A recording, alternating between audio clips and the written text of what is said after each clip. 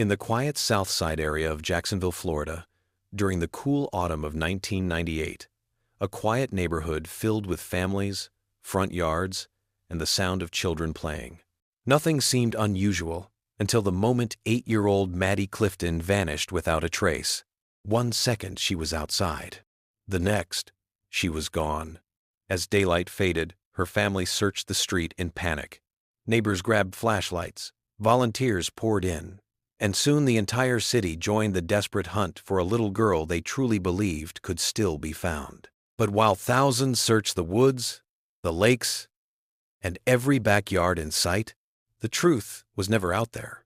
It was across the street, hidden inside the bedroom of a 14-year-old boy.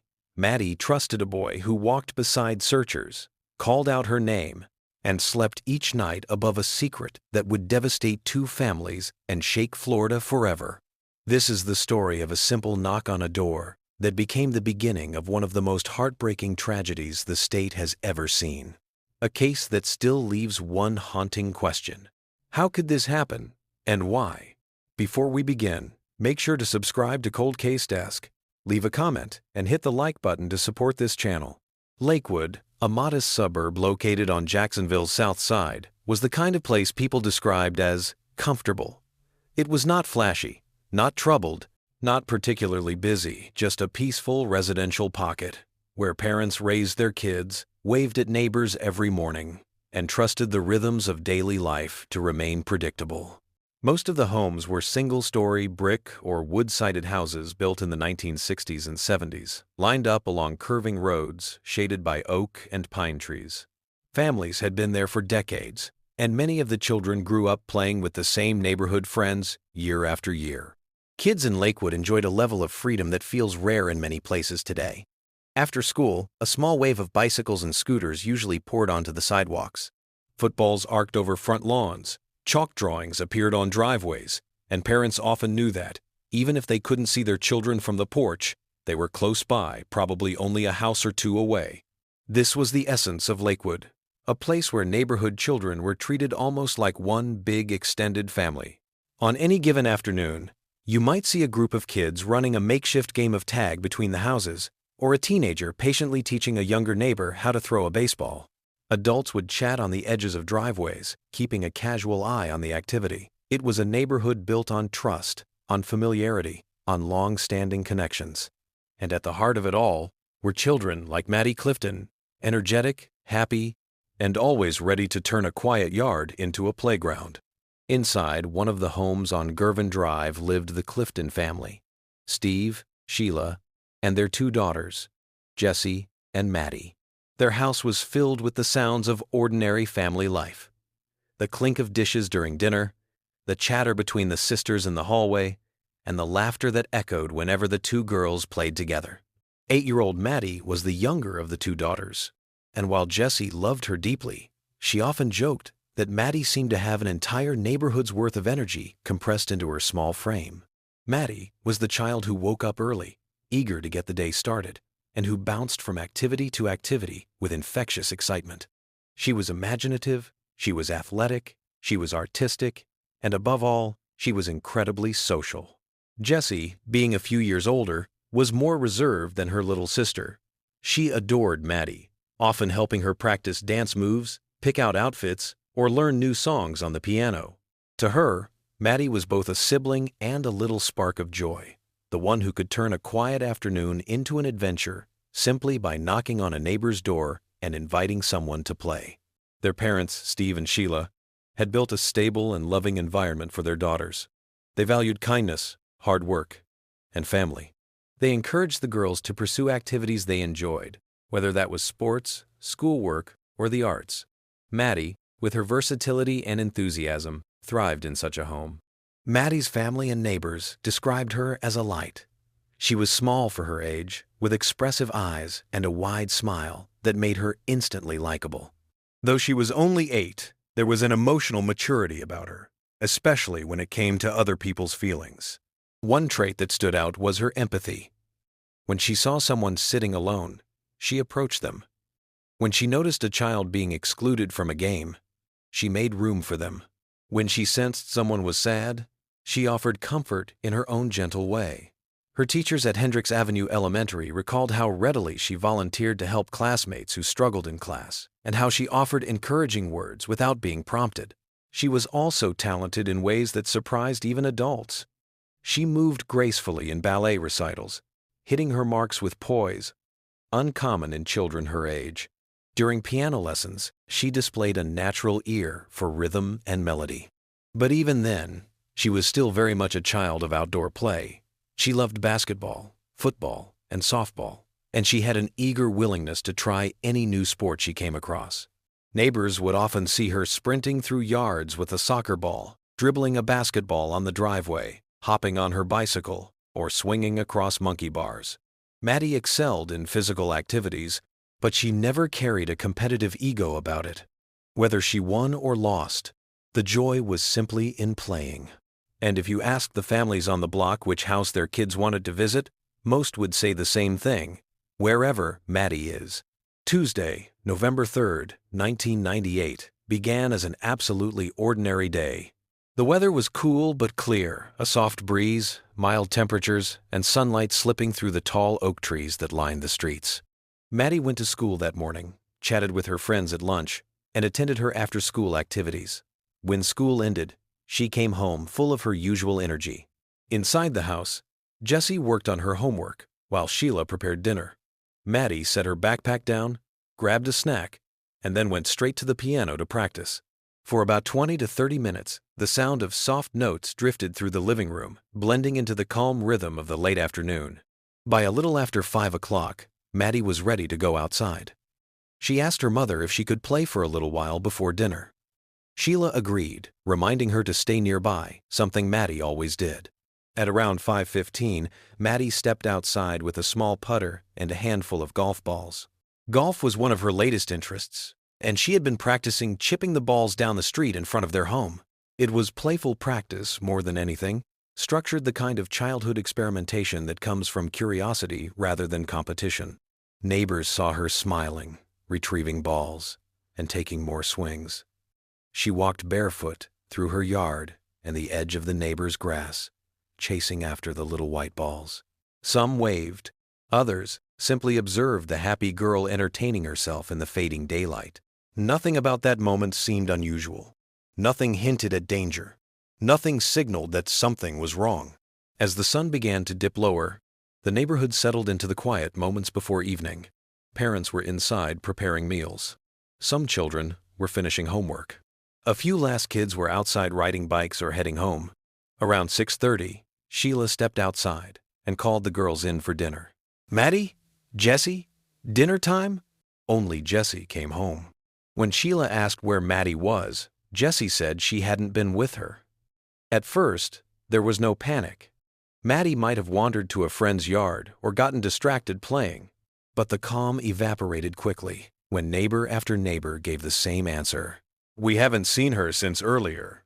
Before we continue, I want to take a moment to thank everyone who supports Cold Case Desk. If you'd like to help the channel grow and get even closer to the cases we cover, consider joining our channel membership. As a member, you'll receive exclusive perks like early access to new episodes, behind-the-scenes breakdowns, extended case files, and members-only community posts where we discuss upcoming stories. You'll also get special badges and emojis that show your support each time you comment. Your membership directly helps me continue creating detailed, respectful, and deeply researched true crime content. So if you enjoy the work we do here and want to support the channel in a bigger way, just click the join button below this video. Thank you for watching. Thank you for supporting Cold Case Desk. And let's get back into the case. Let's continue. The anxiety that first stirred in Sheila's voice quickly spread to Steve, and then to the neighbors around them. The Cliftons checked the front yard, the backyard, the driveway, and the immediate area around their home. They called her name louder. They checked with the families of her closest friends. No one had seen Maddie. The sky darkened. The ache of fear grew. Only 15 minutes had passed since Sheila first called for her daughters, but these minutes felt heavy and wrong. Maddie was never one to wander far, never one to disappear quietly. Around 6:45, the realization struck that this was not a simple case of a distracted child playing hide-and-seek. Sheila's voice trembled as she made the most difficult call of her life, the call to 911. Within minutes, the first patrol car arrived. Officers began canvassing the immediate area, speaking to neighbors, gathering details, and taking descriptions. The flashing blue lights cast unsettling reflections against the windows and pavement. What had once been a normal Tuesday evening now carried an air of urgency. When neighbors learned Maddie was missing, they poured into the street with flashlights. No one had to be asked. The people of Lakewood cared deeply about each other, and Maddie was one of their own. Dozens of people fanned out in different directions. Some searched backyards. Others combed through wooded patches and drainage ditches. Parents who just hours earlier had been cooking dinner now marched through the dark, calling, "Maddie! Maddie! It's time to come home!" But the only answer was silence. Hours passed. The search grew larger. More officers arrived. More neighbors joined. Some brought dogs. Others brought stronger lights to help illuminate dark areas. That night, Lakewood did not sleep. As the hours stretched into late night, the Cliftons' fear deepened. They stood outside their home, surrounded by neighbors, police, and volunteers, people who refused to rest until Maddie was found. Officers knocked on doors, sometimes more than once, asking whether anyone had seen or heard anything unusual. They asked about unfamiliar cars, strangers passing through, noises, arguments, anything that might provide a lead. But each reply was the same. No, nothing unusual. Some officers entered the Cliftons' home, checking closets, crawl spaces, and anywhere a child might hide. Nothing. They checked the neighbors' homes, too, with permission from the residents. They swept the yards and the bushes, moving street by street. The community held on to hope. Perhaps Maddie had gotten stuck somewhere, maybe injured, maybe hiding, maybe frightened. The idea that she was close by, needing help, pushed searchers to continue their efforts with determination. Parents who normally never let their kids stay up late now allowed them to remain awake, praying, watching from windows, or handing out water to searchers. Multiple households kept their porch lights on all night, creating a trail of brightness across the street, as if guiding Maddie home. But the night remained quiet, and Maddie did not emerge from the shadows. By the time midnight arrived, the search had grown far beyond the Clifton home. Officers expanded their grid, marking sections of the neighborhood to search systematically. Volunteers were instructed to look for any sign: a dropped shoe, a piece of clothing, a golf ball Maddie had been playing with. Still nothing. The lack of clues created unease. How could a child vanish without anyone noticing? In such a tight-knit neighborhood, someone usually saw something, even small details. A car turning the corner, a person walking down the street, kids arguing or playing. But this time, the collective memory of Lakewood offered no explanation. By 2 or 3 in the morning, some volunteers reluctantly returned to their homes to rest, but most refused to stop searching. Others came to replace them. Officers continued their efforts, though the lack of leads left them navigating darkness and uncertainty. The Cliftons were devastated, but also buoyed by the sheer number of people standing with them. Even among fear, the community showed unwavering support. But beneath that support was a growing, unspoken dread. Something was very wrong. This was the beginning, the moment when a peaceful community was thrust into a nightmare. What began as a simple Tuesday evening had become a frantic search for a missing 8-year-old girl. And although no one realized it yet, the truth of what had happened to Maddie Clifton was far closer than anyone imagined. The events that followed would bring heartbreak, confusion, and the unraveling of a tragedy no one saw coming. This was the beginning, the moment when a peaceful community was thrust into a nightmare. What began as a simple Tuesday evening had become a frantic search for a missing 8-year-old girl. And although no one realized it yet, the truth of what had happened to Maddie Clifton was far closer than anyone imagined. The events that followed would bring heartbreak, confusion, and the unraveling of a tragedy no one saw coming. By the time the first pale light of Wednesday morning slipped through the trees in Lakewood, the neighborhood had already been awake for hours. Many residents hadn't slept at all. instead spending the night searching fields, drainage ditches, wooded patches, and backyard corners for any sign of 8-year-old Maddie Clifton. Jacksonville's south side woke to a dawn that felt heavier than usual, a dawn filled not with the sounds of routine mornings, but with quiet murmurs, hushed conversations, and the distant rumble of law enforcement vehicles passing slowly through the streets. Officers who had searched through the night were replaced by fresh teams of deputies, detectives, and volunteers who arrived before sunrise. The search area expanded rapidly. A command post was set up. Maps were unfolded on police car hoods. Routes were marked. Searchers were briefed. The Clifton family waited on their porch, exhausted but unable to rest. Sheila sat forward on the steps, hands clasped, eyes fixed on the street. The moment the sun rose, she hoped Maddie would appear somewhere, walking toward home as if the ordeal had been a misunderstanding. But the sun rose, and Maddie did not return. Jessie, quiet and frightened, sat beside her mother. Steve stood behind them, arms folded tightly across his chest, staring down the street with a hard expression, not anger, but fear, mixed with determination. As the search intensified, the sense of urgency sharpened.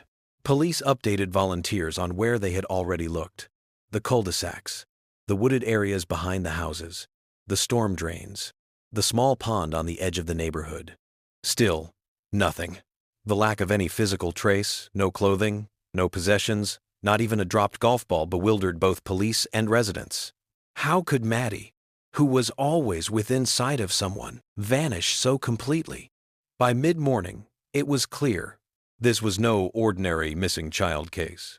Within every missing child investigation, time is critical. The first hours are believed to be the most important in finding answers. With each hour that passed without a sighting, the Jacksonville Sheriff's Office began shifting from a hopeful search and rescue operation to a more cautious, controlled investigation. Detectives started revisiting individuals who had seen Maddie that Tuesday afternoon. One person whom investigators soon focused on was a neighbor named Larry, a man who lived 5 houses down from the Cliftons. Larry was around 45 years old, quiet, and known to sometimes chat with passing children while working in his yard. Larry told officers that around the time Maddie was last seen, he had been chipping golf balls in his yard, coincidentally the same activity Maddie had been doing. He said she had walked nearby, retrieved one of her golf balls, and then gone off to get more. He claimed that was the last time he saw her. At first glance, Larry's statement seemed ordinary, entirely plausible. Even Maddie frequently wandered between yards when she played.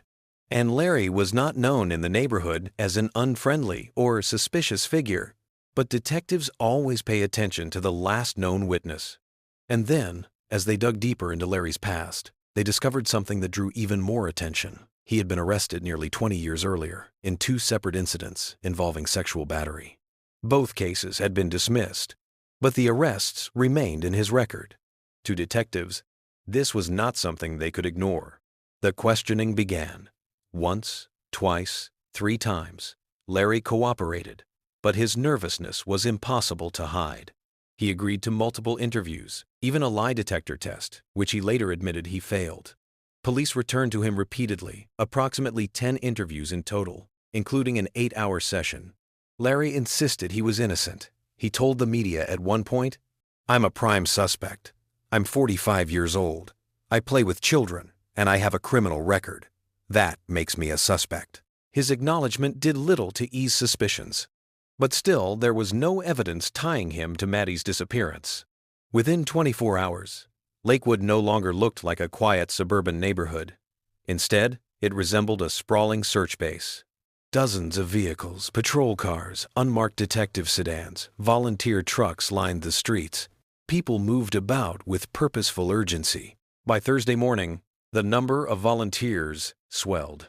Parents who had taken off work, neighbors from other parts of Jacksonville, church groups, even complete strangers who had seen Maddie's story on the local news, joined the growing effort. People walked in a line through wooded patches, carefully examining the ground for any sign of disturbed earth, discarded fabric, or footprints. National Guard members assisted in checking storm drains, sewers, and manholes.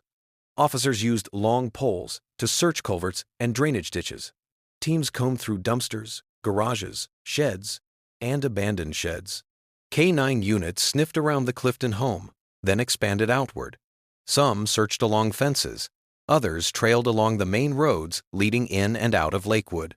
Everywhere people looked, they found the same thing: nothing. The eeriness of the absence weighed heavily on everyone involved. No clues, no witnesses, no items left behind. When a young child disappears, there is almost always something: a shoe, a ribbon, a dropped toy, a sighting by a passing driver, anything. But for Maddie, there was nothing, and that terrified investigators. Within 48 hours of Maddie's disappearance, the Jacksonville Sheriff's Office held its first major press conference. Reporters crowded around Sheriff Nat Glover, whose solemn expression made clear the gravity of the situation. Cameras rolled. Microphones were extended. Sheriff Glover explained the extensive search efforts so far. He thanked the volunteers. He maintained hope. But his voice carried a tremor when he said, "As time passes, it becomes more possible that foul play was involved." Those words struck the community like a hammer blow. Maddie was no longer simply a missing child. She might have been abducted. She might have been harmed. She might have been taken far from Lakewood. The press conference ended with a plea from the sheriff. "If anyone has seen anything at all, please come forward." The public was urged to look closely at every detail from Tuesday afternoon. Had they seen anyone unfamiliar in the neighborhood? Had they heard an unusual noise? Had they noticed a car that seemed out of place? The reward for information rose to a staggering $100,000, a sign of both desperation and determination. Yet despite the urgency, tips were sparse. Most led nowhere. Some were misunderstandings. Others were well-meaning but unhelpful. Still no Maddie. Still no answers. 5 days after Maddie went missing, the investigation took a sudden turn. It began subtly when Missy Phillips, the mother of 14-year-old Joshua Phillips, noticed something odd in her son's bedroom. The Phillips family lived directly across the street from the Cliftons. Joshua, who was in 8th grade at the time, was known around the neighborhood as quiet, polite, and helpful. Missy had been in a haze all week, devastated by Maddie's disappearance. She and her family had helped search for Maddie almost every night. They had joined prayer circles. They had walked the streets with flashlights, and, like everyone else, they prayed for Maddie's safe return. On Sunday morning, Missy passed by Joshua's room when she noticed a strange smell. At first, she assumed it was from Joshua's birds. He kept several as pets, and their cages often needed frequent cleaning. The smell lingered for days, but she dismissed it as typical teenage clutter mixed with animal mess. But that morning, as she stepped closer, she saw a wet patch near Joshua's waterbed. Waterbeds, she knew, leaked sometimes. Maybe the mattress had a slow puncture. That could explain the dampness, and perhaps even the smell. Missy decided to straighten up the room and check the bed. She pulled the top covers off, then the sheets. Then she lifted one corner of the heavy mattress to examine the frame underneath. The first thing she saw was a small sock wedged in the slats beneath the bed frame. Thinking it was laundry, she reached down to tug it out. It didn't move. Confused, she crouched lower and peered into the shadowed space beneath the waterbed. What she saw next made her recoil so abruptly that she nearly fell backward. There, under her 14-year-old son's bed, was a small human foot. It took her a moment to understand what her eyes were seeing. Her mind refused to accept what her vision confirmed. But no amount of denial could change the fact. A child was under the bed. A child who had not moved in 6 days. A child whose face she instinctively knew. Missy ran screaming from the room and bolted outside. She saw a patrol officer stationed nearby and frantically pulled him toward the house, her words tumbling out with terror and disbelief. Within minutes, police swarmed the home. Yellow crime scene tape stretched across the yard. Detectives and forensic teams rushed inside. And the heartbreaking truth was confirmed. They had found Maddie Clifton. The news spread with devastating speed. Neighbors who had spent days searching, who had poured their hearts into the effort, now stood on their lawns in stunned silence as officers carried out equipment and sealed off the Phillips home. Some cried openly. Others stared blankly at the ground. Parents hugged their children tightly, unable to fathom how this horror had been hidden so close. A spontaneous prayer circle formed near the road. People held hands, bowed heads, and wept. The grief was overwhelming, the betrayal unbearable. For 6 days, Joshua Phillips had joined the search, walking beside neighbors with a flashlight in his hand, all while the body of an 8-year-old girl lay concealed beneath his own bed. Inside the Phillips home, crime scene investigators worked in grim silence. The small space beneath the waterbed, a frame supported by wooden slats and compartments, had become the hiding place for Maddie's body. An evidence technician, a veteran with 16 years of experience, later described it as one of the worst scenes he had ever encountered. The body showed signs of decomposition consistent with having been hidden for nearly a week. Maddie's hands had been found clutching the wooden slats, as if reaching upward. Investigators documented everything with care, photographing the scene and collecting evidence. The discovery shattered the community. For days, sheriff's deputies, neighbors, and even children had searched the streets of Lakewood. Many had searched the Phillips yard, the exterior of their home, and even passed by Joshua's bedroom window, unaware that the missing girl was inside the entire time. It was almost too much for people to comprehend, and no one was more horrified than the Clifton family. Once the crime scene was processed, 14-year-old Joshua Phillips was taken into custody. Because of his age, his name was not immediately released to the public, though everyone in the neighborhood knew what had happened. Joshua's parents, Missy and Steve Phillips, met their son at the police station. Missy cried uncontrollably. Steve sat pale and speechless. When detectives asked Joshua to explain what had happened, he gave a story that stunned even seasoned investigators. He said Maddie had knocked on his door that afternoon asking him to come outside and play. Joshua said he couldn't. His father had strict rules about having friends over when he wasn't home. But Maddie insisted, and eventually, he agreed to play for a few minutes. He claimed they were playing baseball in the backyard, and that he hit a ball which struck Maddie near her eye. According to him, Maddie began screaming in pain and fear. Terrified of getting in trouble, Joshua said he panicked. He dragged her inside. He claimed her clothes came off during the struggle. He said he hit her with a baseball bat to silence her. Then he hid her under his bed. Hours later, he returned and found her still alive, groaning. He panicked again. And this time, he said, he stabbed her. Detectives listened. But even early on, much of Joshua's story did not align with the physical evidence. And horrifyingly, neither did time, because outside his home that night, searchers walked past, neighbors called Maddie's name, and officers entered the Phillips home itself during the early search. Joshua had been present the entire time, sitting on his bed above Maddie's body, cool as a cucumber, one officer later said. The morning after Maddie Clifton was found beneath the waterbed inside the Phillips home, the residents of Jacksonville's Lakewood neighborhood woke to a reality they could not absorb. The streets that had been filled with volunteers, prayer circles, and desperate hope were now subdued, shrouded in grief and disbelief. Children who normally walked to school in groups walked quietly beside shaken parents. Neighbors who once stood in driveways chatting now stood in silence, eyes red from the night before. Porch lights were still on from the 6 days Maddie was missing, but now they flickered like small memorials to the little girl the community had tried so hard to find. The news had spread through Jacksonville like wildfire. Maddie Clifton, the bright, cheerful 8-year-old missing for nearly a week, had been found deceased in her 14-year-old neighbor's bedroom. Nothing could have prepared the city for the truth of where she had been, nor the truth about who had hidden her. Joshua Phillips, the boy across the street whom so many families trusted, was now behind bars. Neighbors struggled to reconcile the information. Many said they simply could not understand how this had happened, especially at the hands of a child they knew well. Joshua had been polite, quiet, and respectful. He called adults sir and ma'am. He did chores without complaint. He cared for birds, played on the computer, and liked reading adventure novels. The question echoed across Lakewood. How could a 14-year-old boy do something so unthinkable? The shock was so profound that even experienced investigators later said they had never seen a reaction quite like the one that took over Jacksonville in November of 1998. There had been hope up until the final moment. Hope that Maddie was alive. Hope that she was hurt but waiting to be found. Hope that she would be reunited with her family.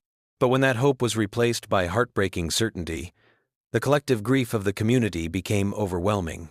After Missy Phillips discovered the foot beneath her son's waterbed and alerted officers, Joshua was taken to the police station for questioning. Because he was only 14, his mother and father were allowed to sit with him at first. His father, Steve, shaken and pale, told him one thing: tell the truth, and tell it quickly. Joshua sat in the interrogation room, small and nervous in the chair. He kept his head down. He avoided the eyes of detectives. He spoke softly, barely above a whisper, as he told them what he claimed happened on Tuesday afternoon, November 3rd. And this is what he said. Maddie had come over wanting to play. He told her no, his father didn't like children around when he was not home. But she insisted. Eventually, he agreed to play baseball for a few minutes in the backyard. Joshua said that when Maddie threw the ball and he swung, the ball accidentally hit her near the eye. She started screaming. She began to bleed. She was upset and scared. He claimed he was terrified of getting in trouble, terrified his father would be angry. It was then, he said, that he panicked. According to him, he dragged Maddie inside his house to silence her.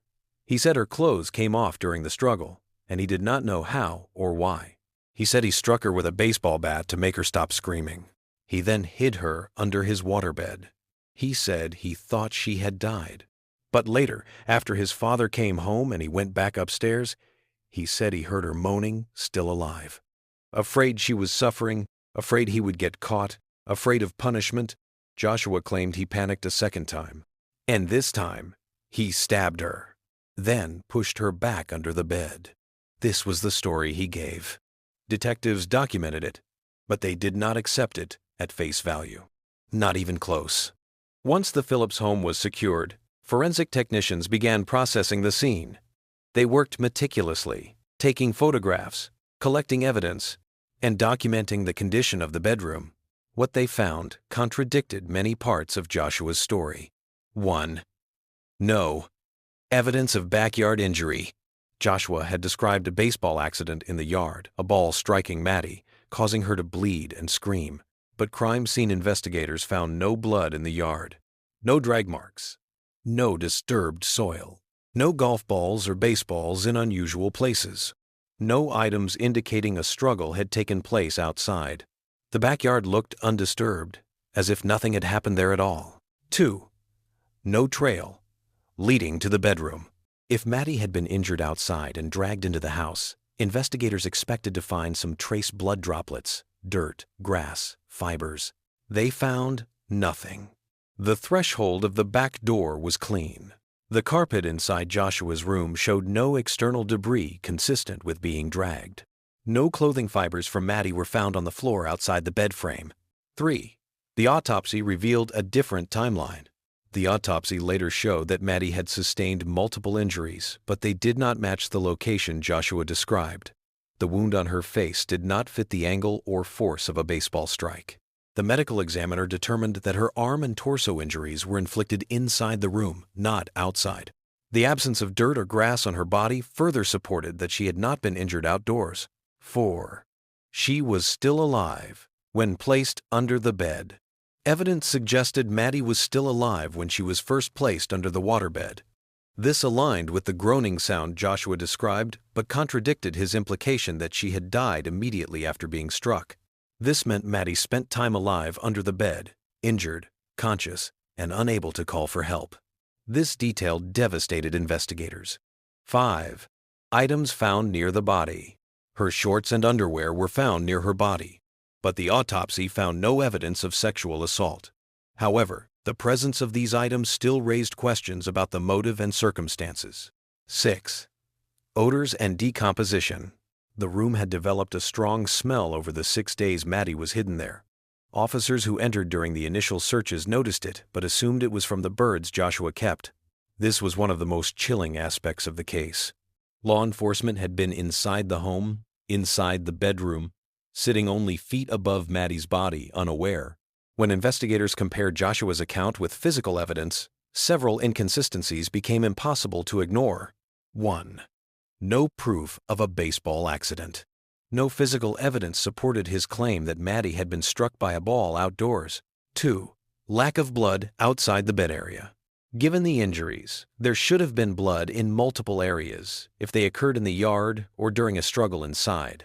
Instead, nearly all forensic evidence was confined to the interior of the bed frame. 3. Maddie's clothing.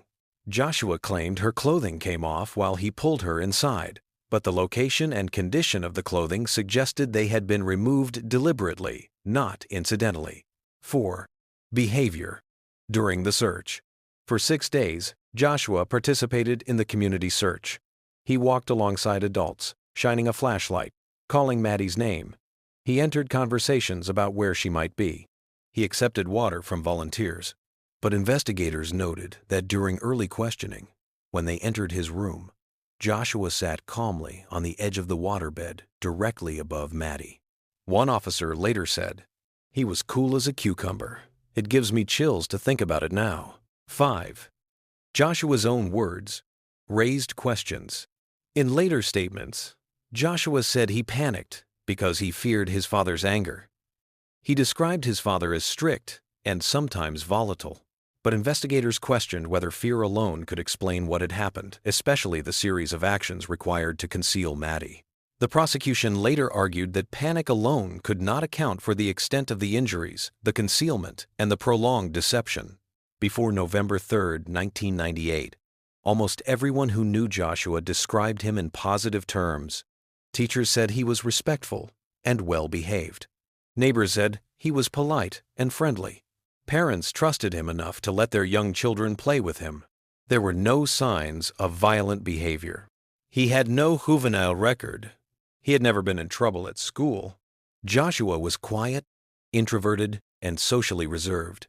His interests included computer games, reading, and caring for animals, especially his birds. His mother, Missy, described him as gentle and soft-spoken. But behind closed doors, life inside the Phillips home was tense. Joshua's father, Steve, was known to drink heavily. He expected obedience. He disliked having other children in the home, especially girls. Joshua later said, "If I did something wrong, I just wanted to hide from him." Investigators explored this family dynamic closely. Was Joshua terrified of his father? Had he been abused? Was the described panic reaction rooted in trauma? While some family members hinted at a pattern of fear, there was never clear evidence of direct physical abuse. The challenge for investigators was understanding. Was Joshua's crime an impulsive act rooted in fear, or something more deliberate?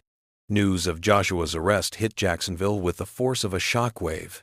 Parents who once trusted him now questioned every interaction their children had with him. Neighbors who smiled at him in passing now stared at their lawns, unable to reconcile the boy they knew with the act he had confessed to. Even Maddie's mother, Sheila, said she had never once worried about Maddie playing near Joshua. The Phillips family had moved into Lakewood 2 years earlier, and nothing about Joshua had ever raised concern.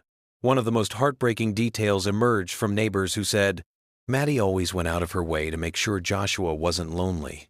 This was the type of person Maddie was, always reaching out, always including others, even those who were quiet or seemed left out. This detail added a painful layer to the tragedy. Once Maddie's body was found, the investigation shifted instantly. What began as a search and rescue mission was now a homicide case. The Jacksonville Sheriff's Office mobilized its full investigative resources. Detectives interviewed dozens of individuals, neighbors, friends, relatives, teachers, anyone who might shed light on Joshua's behavior or Maddie's last moments. They analyzed computer history, reviewed school records, and examined Joshua's room for additional evidence.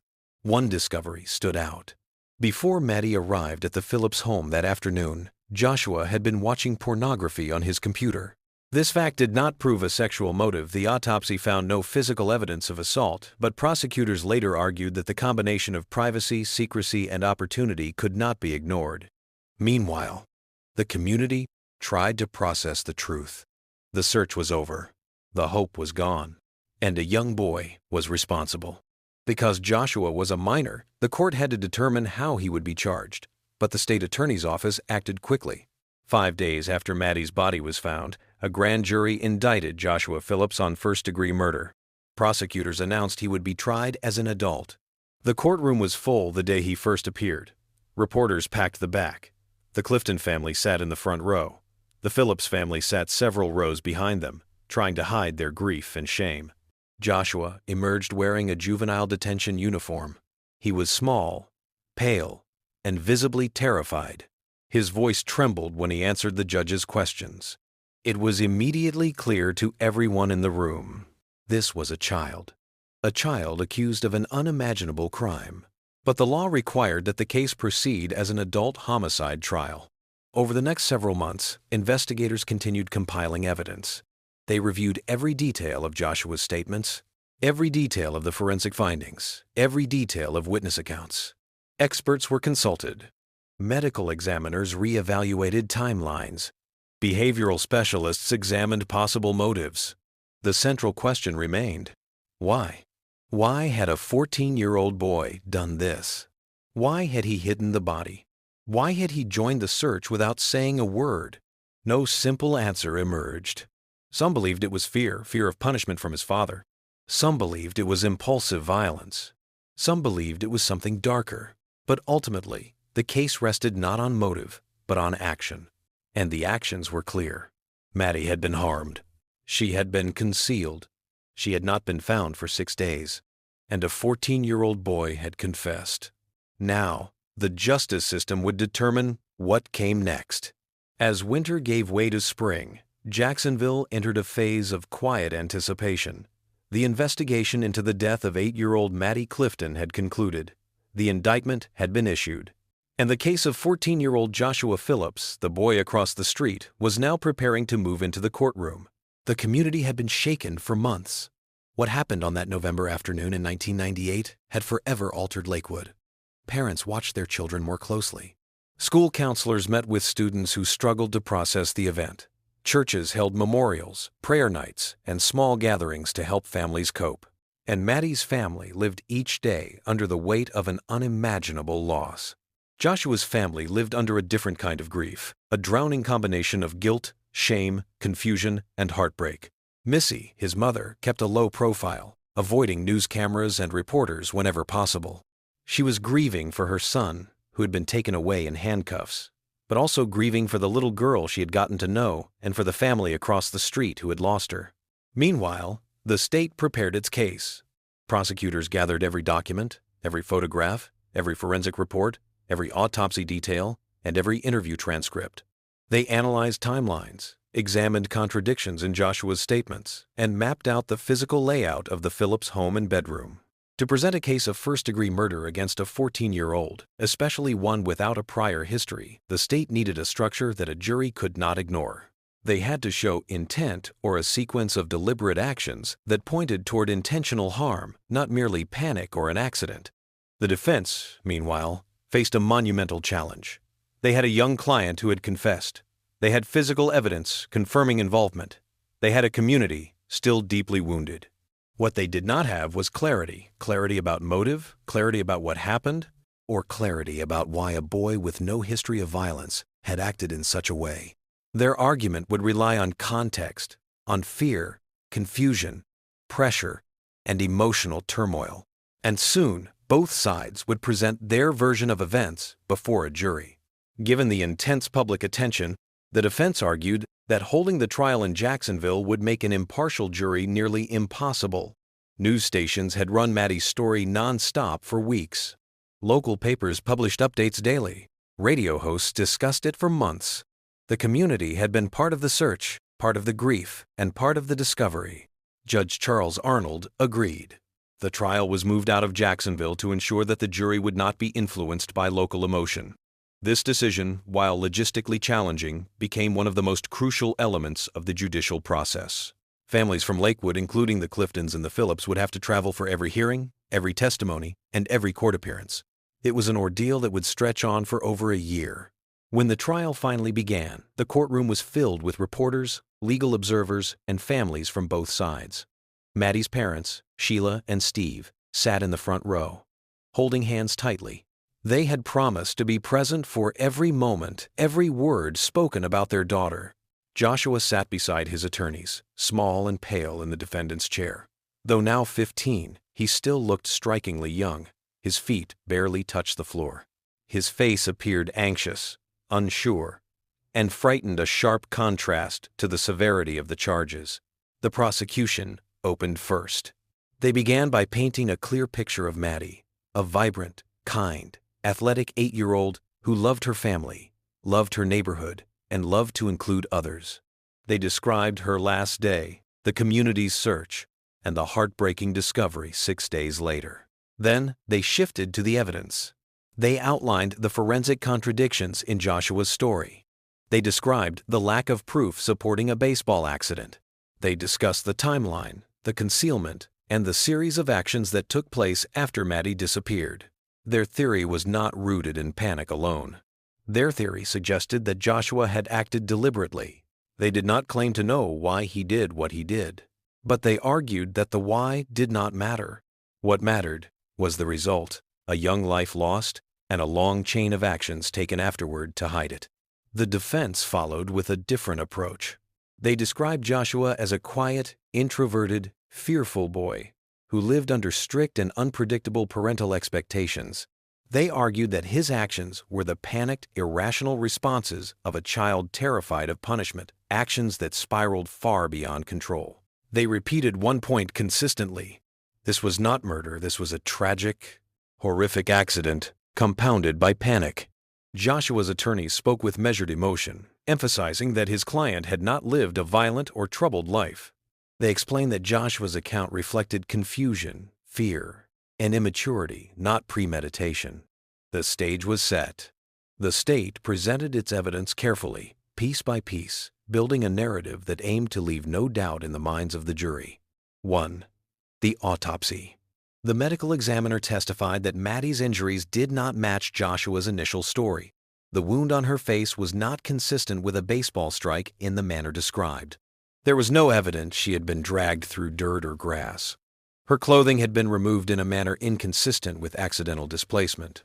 The autopsy also confirmed that Maddie had been alive when first placed under the bed. This detail, heartbreaking and deeply painful, became one of the prosecution's strongest points. It implied prolonged suffering and additional opportunity for Joshua to seek help. DV. Crime scene analysis. Forensic technicians testified about the absence of blood or disturbed soil in the backyard. They described in careful detail the condition of the bedroom, the layout of the waterbed frame, and the location of items found near the body. Their testimony pointed toward the injuries occurring inside the room, not outside. 3. Joshua's computer activity. The prosecution noted that Joshua had been watching pornography shortly before Maddie arrived at his door. They did not allege a sexual crime. The autopsy had confirmed no assault, but they argued that the environment inside the home that afternoon was relevant. 4. Joshua's behavior during the search. One of the most haunting testimonies came from a police sergeant who had entered Joshua's room during the initial search efforts. He said, "He was calm, too calm. He was petting his dog, answering our questions, acting as if nothing were wrong. Meanwhile, she was under his bed." This moment stunned the courtroom. The implication was stark. Joshua had maintained composure in the presence of officers while hiding an unthinkable secret. 5. The 6 days of concealment. The state argued that the prolonged concealment, sleeping each night above Maddie's body, participating in community searches, entering prayer circles, demonstrated a level of awareness inconsistent with panic alone. Joshua's defense team knew they could not deny involvement. Instead, they had to provide context, emotional, psychological, and environmental context. 1. Fear of his father. They described a household where Joshua feared making mistakes. Testimony about his father's strictness and unpredictable temper was introduced. The defense argued that the fear of punishment could cause an immature child to behave irrationally. While no evidence showed ongoing physical abuse, the emotional environment was described as strict enough to create lasting anxiety. 2. Joshua's psychological profile. Expert witnesses explained that Joshua's age placed him at a point of neurological immaturity. Teenagers often struggle with impulse control, emotional regulation, and long-term decision-making. The defense argued that Joshua's actions reflected panic, not planning. 3. The confession. Joshua's statement to investigators was consistent in describing fear as the driving force behind his actions. The defense emphasized that he did not deny what happened. He did not attempt to shift blame to someone else. He admitted involvement from the start, despite being terrified. 4. No motive. The defense highlighted a point the prosecution could not answer. There was no discernible motive. Joshua had no history of violence, no history of conflict with Maddie, no history of behavioral issues. The lack of motive, they argued, supported the idea of a tragic accident escalating into irrational panic. Joshua did not take the stand during his trial. His attorneys believed he was too young, too fragile, and too emotionally overwhelmed to undergo cross-examination. They feared that the pressure of questioning would cause confusion or inconsistencies that could be misinterpreted by the jury. It was a decision debated intensely by legal analysts and journalists. Would hearing from Joshua directly have changed the outcome? Would his youth and vulnerability have swayed the jury? No one can know for certain, but the choice was made. Joshua would remain silent in court. The only time the jury heard his voice was during the recorded confession, a trembling, soft-spoken recounting of events that remained difficult for many to listen to. When closing arguments began, the courtroom held its breath. The prosecution's final message. The state argued that Joshua's actions, from the injuries to the concealment, demonstrated intent and awareness. They insisted that the sequence of events was not consistent with an accident. They asked the jury to remember Maddie, the child whose life had been taken, the child whose family had been devastated, the child who had been hidden away for 6 days, only a few feet from where Joshua slept. The defense's final message. The defense spoke passionately about fear, immaturity, and cascading panic. They argued that Joshua's actions, though tragic and inexcusable, were those of a frightened child, not a calculated killer. They asked the jury to consider his age 14 and the overwhelming emotional chaos of that moment. They asked the jury for mercy. The jury deliberated for several hours. When they returned, the courtroom fell silent. Maddie's parents clutched hands. Missy Phillips bowed her head. Joshua sat trembling beside his attorneys. The verdict was read. We, the jury, find the defendant guilty of murder in the first degree. There was no sound in the room for several seconds, only the echo of the words themselves. Sheila Clifton wept quietly. Steve Clifton stared straight ahead, jaw clenched, tears gathering at the corners of his eyes. Joshua's face crumpled. He bowed his head. His mother began to cry uncontrollably. His father stared blankly, as if the world had stopped. Judge Charles Arnold addressed Joshua directly during sentencing. He acknowledged Joshua's young age. He acknowledged the tragic nature of the case. He acknowledged the difficulty of the decision.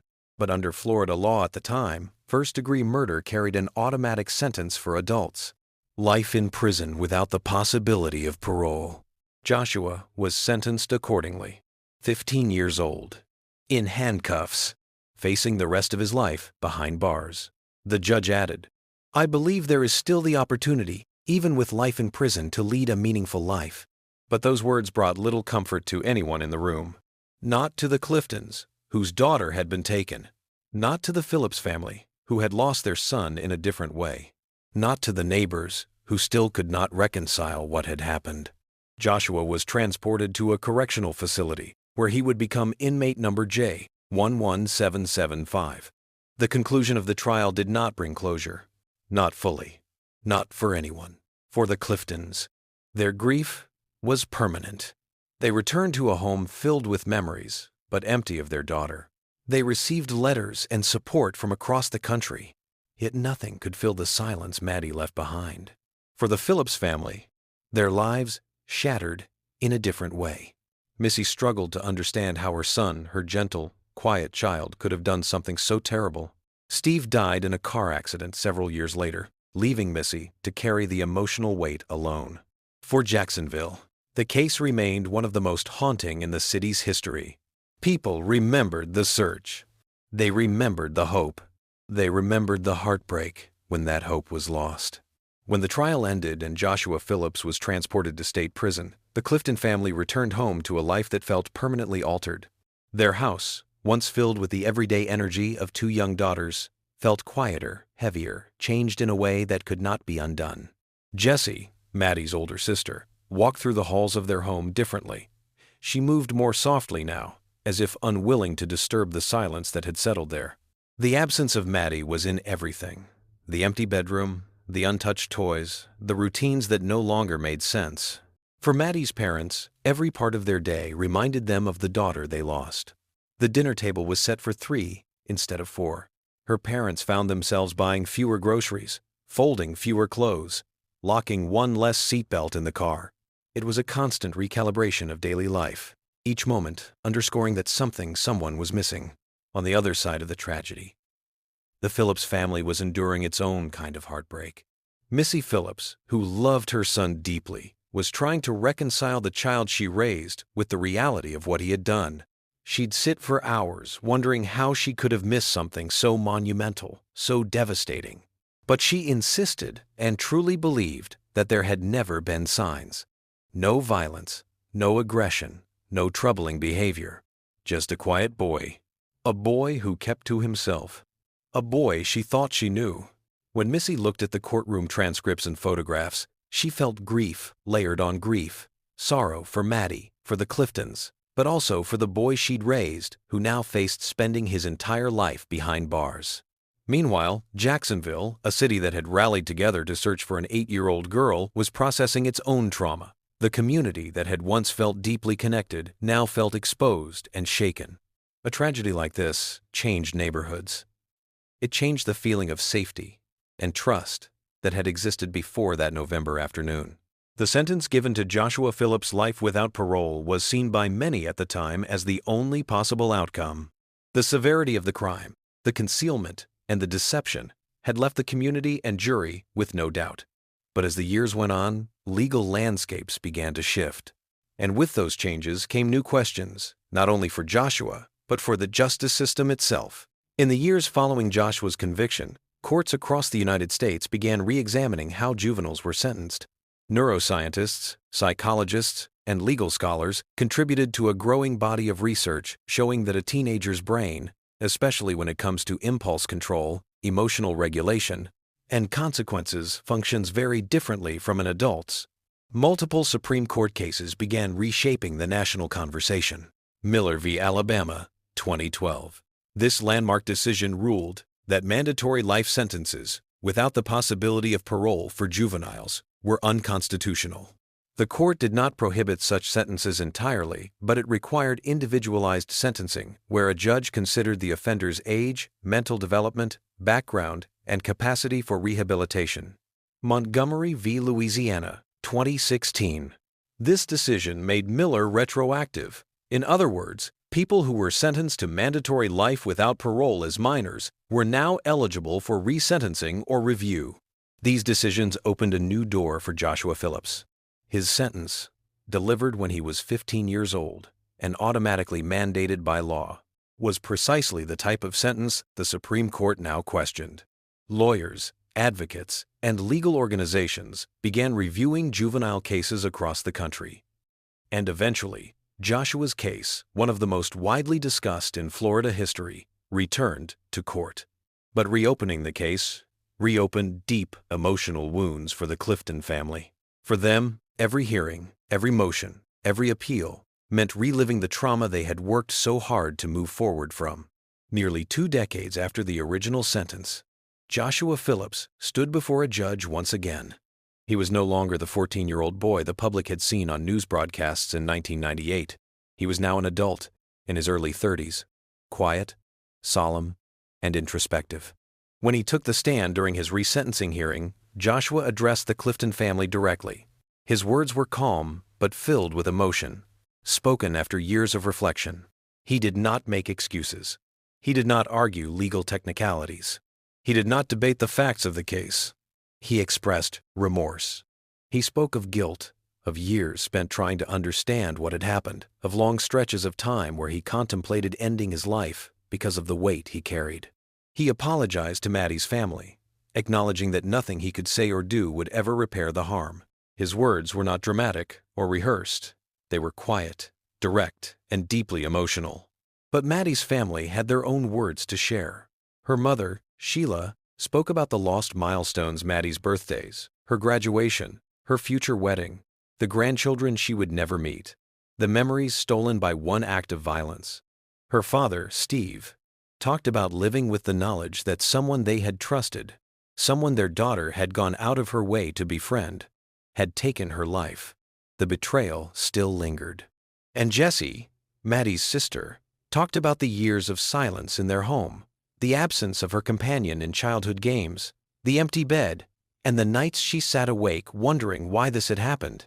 They all questioned whether Joshua had truly changed, not because they doubted the sincerity of his words, but because they feared the consequences of being wrong. The judge listened. The courtroom sat in heavy silence. When the decision was finally delivered, the verdict was this: Joshua's sentence would remain life in prison. But under the new law, he would be eligible for review again every 25 years. No doors opened, but a small window did. Life in prison for a juvenile offender can take many different forms. Some retreat inward, refusing to engage. Some lash out. Some deteriorate. Others adapt slowly. By most accounts, Joshua became deeply introspective. He read extensively. He completed educational programs. He avoided disciplinary issues. He developed a reputation for being calm and even gentle. He tutored other inmates. He wrote essays about remorse and accountability. He kept to himself, rarely discussing his case except when required. To many observers, he appeared to be living quietly, focused on self-improvement. To others, these behaviors did not change the past, nor did they guarantee future safety. In interviews, Joshua described how his teenage mind could not process what had happened. He spoke of denial, shock, and years of trying to understand the emotions he felt when he was a child. He said, "I put myself in a fantasy world where nothing had happened because I didn't know how to accept reality." This coping mechanism, he explained, was not one he chose. It was one he instinctively retreated to because he lacked the emotional capacity to confront the consequences of his actions. But as he grew older, he confronted everything: the guilt, the horror, the pain he caused, the life he took. Whether people believed him or not, Joshua consistently stated that he thought about Maddie every day. While the legal process continued over the years, the community focused on honoring Maddie's life rather than the circumstances of her death. At her school, a playground was built in her memory, a place filled with swings, slides, and vibrant colors, reflecting the joyful spirit of a little girl who loved playing outside and including others. It became a symbol of hope and connection, a reminder that Maddie had brought light to her community. Neighbors still remembered the small acts of kindness Maddie was known for: making friends with children who seemed lonely, inviting others to play, offering comfort to classmates who were upset. She had an instinct to reach out in ways that felt wise beyond her 8 years. Her family often said she was everyone's daughter, everyone's friend. That sense of connection became her legacy. The playground helped her name live on. Her story continued to be told in schools, churches, and community events. For many parents, Maddie's memory encouraged deeper conversations about empathy, friendship, and safety. Her kindness became a guiding light for children who learned about her. And for those who knew her personally, she remained a bright, beloved presence, never defined solely by the tragedy that ended her life. After the trial and long after the sentencing, something unexpected happened. Jessie Clifton and Missy Phillips, the sister of the victim and the mother of the offender, formed a bond. It was not immediate. It was not simple. And it was certainly not expected. But trauma, grief, and shared sorrow drew them together. Missy had lost her husband in a car accident. She withdrew from society, feeling judged, misunderstood, and lonely. She moved frequently, trying to rebuild a life beyond the shadow of her son's actions.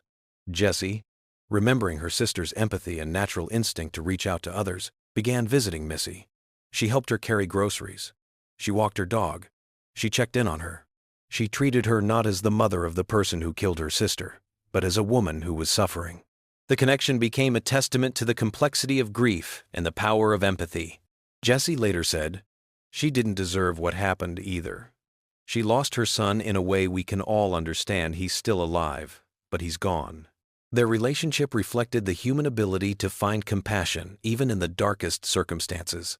In mid-2025, Joshua Phillips, now 41 years old, filed for another sentence review, the one legally available to him after completing the 25-year mandatory term set forth during resentencing. He was transported back to Duval County Jail. The legal system prepared for a new hearing. Prosecutors reviewed the case history. Maddie's family was notified, grappling again with the emotional toll. And longtime legal figures familiar with the case reflected on what might lie ahead.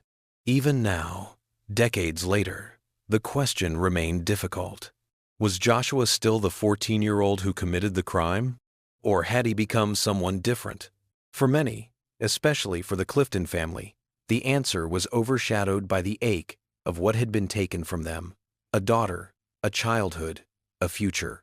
For others, the evolving science of adolescent psychology and legal reforms pointed toward the possibility of change.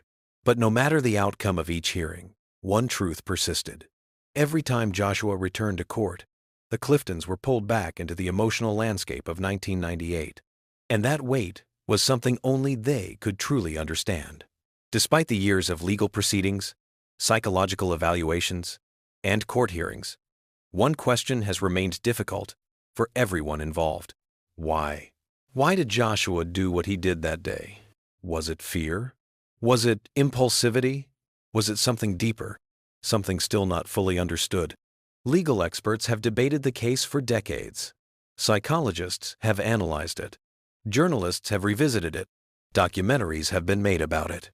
But the truth remains. There may never be a complete answer. Joshua's own explanations, fear, panic, emotional collapse, offer insight, but not closure. And for Maddie's family, no explanation could ever be enough. They lost their daughter. They lost their sense of safety. They lost the life they once knew. And yet, through all of it, they continued to move forward, rebuilding their lives piece by piece. Years after the tragedy, Jessie Clifton returned to her childhood home, the place where she and Maddie had shared secrets, stories, games, and laughter. She walked through the rooms filled with memories, touching the walls and taking in the familiar scent of the house. She visited Maddie's bedroom, a place frozen in time. The posters Maddie loved were still on the walls. Her favorite toys remained on the shelves. Her bedspread was still the same, bright and colorful. For Jessie, standing in that room was like stepping back into childhood, into a world where Maddie's voice still echoed. She said, "This house holds the best years of my life. Being here feels like home." Her connection to Maddie is something she carries everywhere, in her memories, her relationships, her daily life. She speaks about her sister often, ensuring that Maddie's kindness and spirit continue to be honored. When former Sheriff Nat Glover and former State Attorney Harry Shorstein reflected on the case years later, both admitted that, knowing what they know now, they might have handled certain aspects differently. Shorstein, in particular, expressed regret that he had not offered a plea deal for second-degree murder. He still believed that the first-degree charge was appropriate based on the evidence, but he questioned whether life without parole was the right sentence for a 14-year-old. He called it a draconian sentence. His reflection was not about excusing the crime, but about considering the profound complexity of juvenile justice, a topic the nation continues to debate. Today, decades after Maddie's death, her memory remains profoundly present in the lives of those who loved her. Her playground still stands. Children still play there. Her story is still told by teachers, parents, and neighbors. The Cliftons have built new chapters in their lives, but Maddie's name is never far from their thoughts. The Phillips family, too, has moved forward in their own way. Missy continues to support her son as much as she can, visiting him when possible, sending letters, and speaking to him on the phone. She has endured judgment and isolation, yet she remains committed to loving him while also acknowledging the enormity of what he did. And Joshua, now a middle-aged man, continues to serve his sentence, reflecting on the past, trying to understand his actions, and facing each day with the knowledge that he took a life that can never be replaced. This tragedy connected two families forever, not by choice, but by circumstance. Two mothers, bound by grief. Two children bound by fate. A community bound by loss. This case, more than 25 years later, remains one of the most emotionally complex and deeply painful stories in Jacksonville's history. It is a story of a vibrant little girl whose light touched everyone around her. A story of a neighborhood united first by hope, then by heartbreak. A story of a boy whose actions remain difficult to comprehend. A story of two families shattered in different ways. A story of a justice system continually evolving. A story that still leaves unanswered questions, questions that may never be resolved. But above all, it is a story about Maddie, her kindness, her joy, her spirit, her life, and the people who continue to honor her memory. Thank you for watching this special 5-part documentary on the Cold Case Desk channel. If you would like more in-depth, respectful true crime storytelling, please be sure to like, leave a comment, and subscribe to Cold Case Desk for more cases told with care. Your support allows us to continue exploring real stories with accuracy, empathy, and integrity.